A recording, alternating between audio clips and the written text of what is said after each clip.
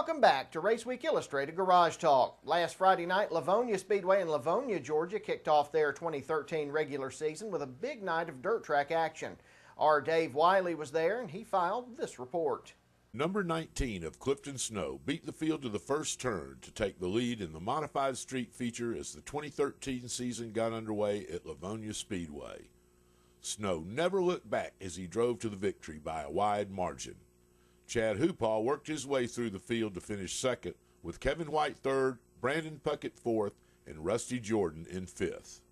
Next up were the stock fours with the 14 of Mitchell Godfrey and J.J. Garrett's 28 leading the field to green. Godfrey beat Mitchell through turns 1 and 2.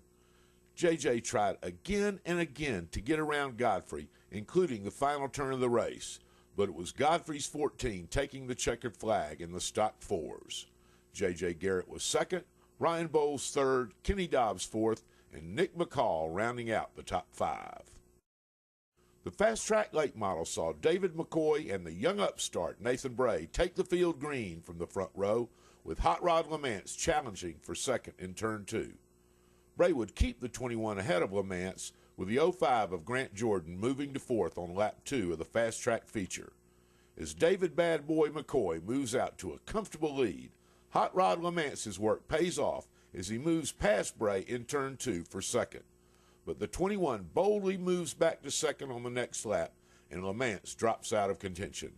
Now McCoy really checks out in the 187 with no one to challenge him. But they're still racing. Grant Jordan tries hard to get past Nathan Bray for second, but he just can't make it. And David McCoy races on for a flag-to-flag victory in the fast track pro late models. Nathan Bray finishes second, Grant Jordan third, Blake Kraft fourth, and the 8 of Rodney Peters in fifth. The stock V8s took to Lavonia next, and the 1 of Michael Seegers hits the starting line first. But by turn 2, the 4 of Mark Anders has a fender lead. As Anders washes up the track in 4, Seegers tries to get by inside the 4 car, but doesn't make it. He drives again in turn 4. This time in turn 2. It's Groundhog Day again in turn 2.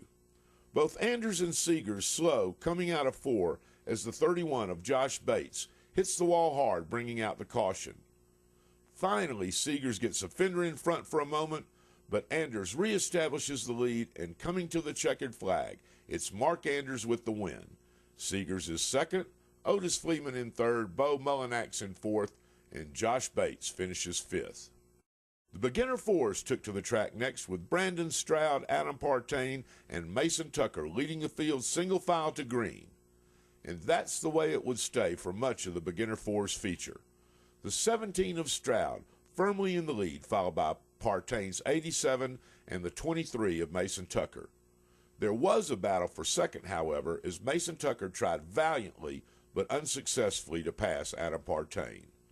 So it's the 17 car of Brandon Stroud taking the checkered flag in the beginner fours. Partain was second, Mason Tucker in third, Daniel Reynolds in fourth, and Michael Widener rounding out the top 5.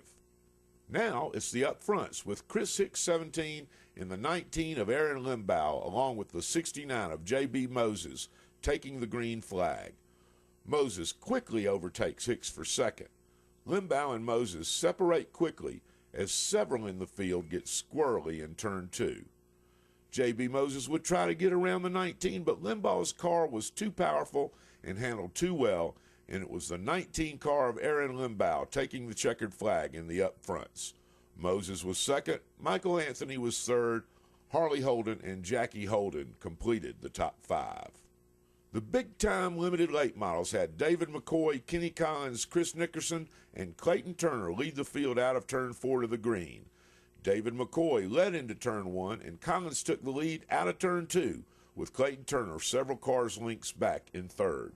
It stayed that way until a caution for trouble with the 75 of Bruce Taylor on the backstretch.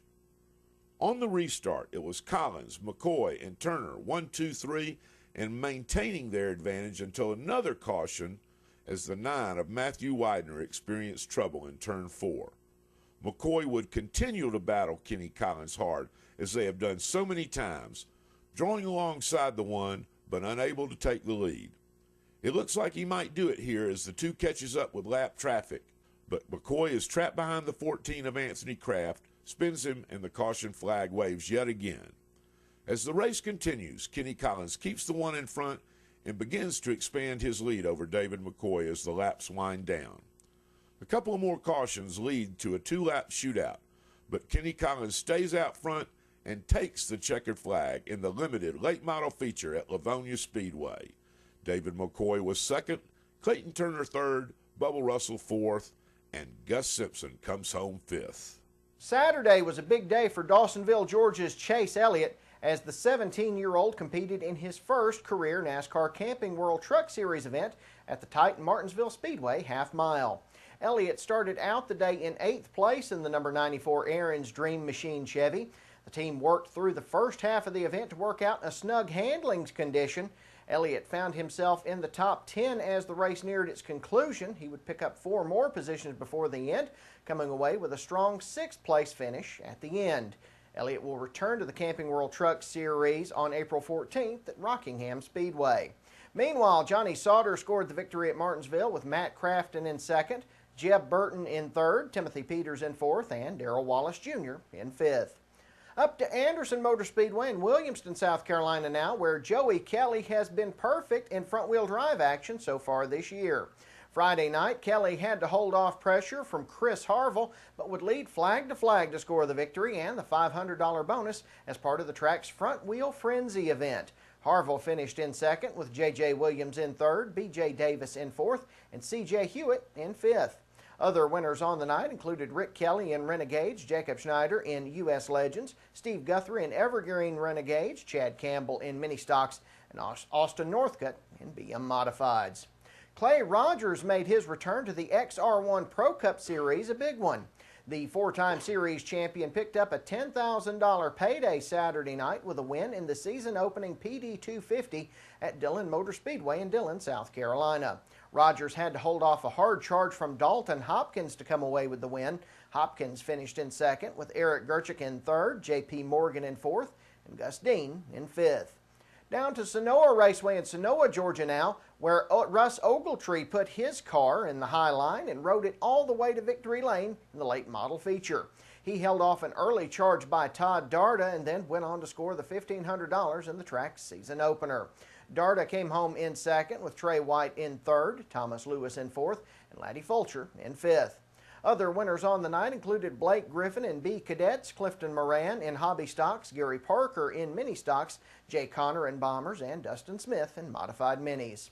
Rusty Jordan scored a special victory Saturday night at Hartwell Speedway in Hartwell, Georgia. Jordan led the modified street feature flag to pick up the win in the Papa Snooks Memorial, which was named after Jordan's late grandfather, who passed away earlier in the week. Several family members were on hand for the event. Clifton Snow finished in second, with Brant Carey in third, Chris Jones in fourth, and Matthew Denton in fifth. Other winners on the night included David McCoy in Crate Late Models and Limited Late Models, Adam Partain in Young Guns, J.J. Garrett in Stock 4, Keith Hicks in Up Fronts, and Michael Seegers in Stock V8s. Roger Krause has been on a roll as of late at East Bay Raceway Park in Tampa, Florida. Saturday night, he picked up his third straight feature victory at the famed Clay by the Bay with a win in the late model feature. Krause would battle with Maverick Varnador near the race's halfway point, but would go on to pick up the win. Last week, he scored wins in the track's limited late model and open wheel modified features. Maverick Varnador finished in second with Jamie Slayton in third, Travis Varnador in fourth, and Matt Miller in fifth. Other winners included Tim Gay in Street Stocks, Marco Rees in V8 Warriors, Kerry Gilbert in Sprints, and John Moore in Bombers. Time for us to take another break. When we come back, we'll talk with Matt Weaver about the Southern Super Series action at Nashville. You're watching Raceweek Illustrated Garage Talk. We'll be right back.